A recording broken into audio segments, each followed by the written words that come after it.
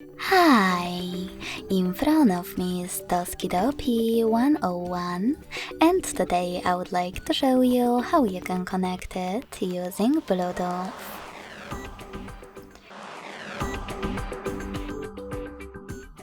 Begin by going into Devices Settings and tapping on Connected Devices right away.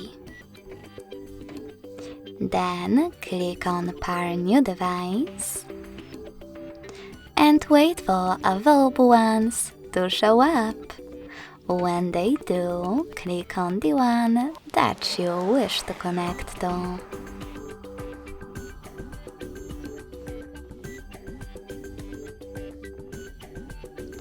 Finally, select Pair and wait for the other device to do the same. As you can see, after a couple of seconds, my devices were successfully connected. If you wish to disconnect them, click on this gear next to the device and choose Forget right next to Connect.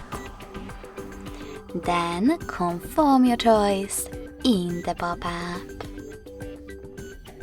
Thanks so much for watching. If you enjoyed this video, don't forget to leave a like, comment and subscribe. Bye!